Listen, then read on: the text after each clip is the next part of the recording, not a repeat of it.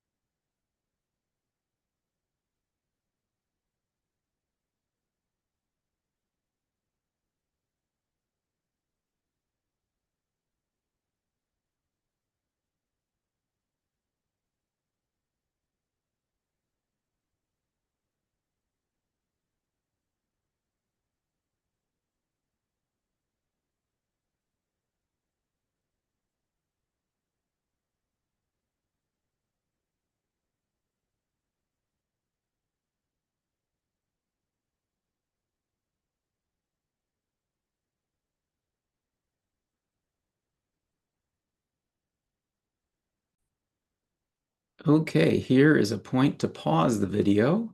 Your instructor can give you some more instructions at this point, or just pause the video.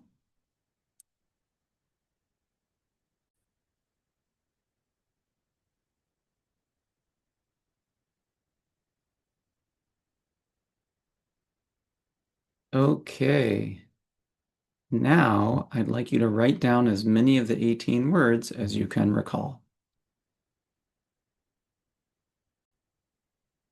You can pause the video as you are trying to remember the words for as long as your instructor allows you to.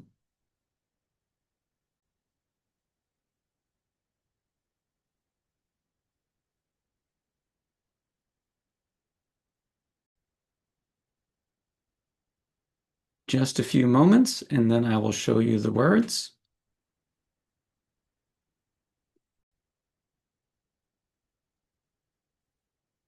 Okay, here are the words.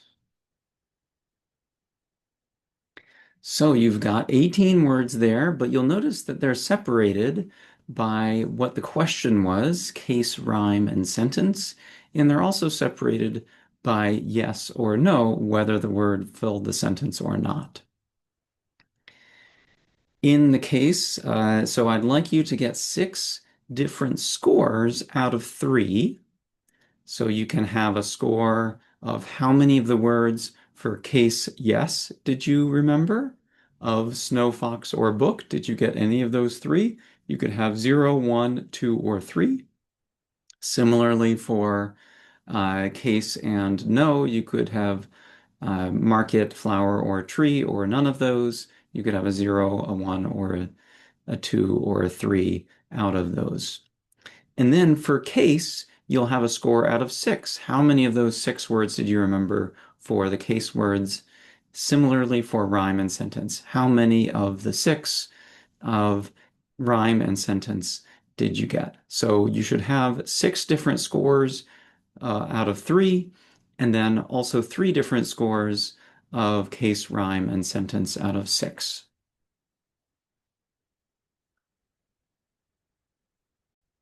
So, for example, let's imagine that I remembered snow and book and flower, and then I also remembered gate and hall and color, party, and safe. And then I got pupil and robin and penny and house. That would lead to a score of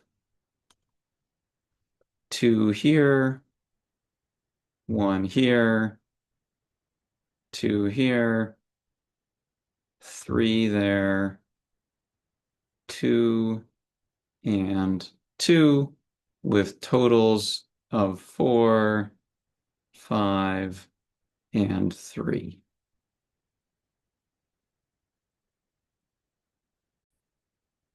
Okay, so your instructor will give you some directions for how to enter in your data for the class data so you can see how it went within your class.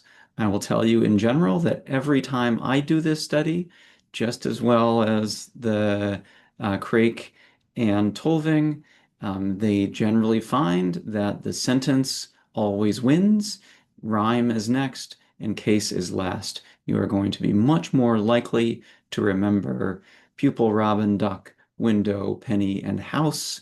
I drank a cup of window today seems to lodge in people's heads because they're thinking more deeply about the meaning and the visuals of those words, whereas rhyming and case, you're not thinking as deeply. The levels of processing are not as deep, and so you're not going to remember as well later on.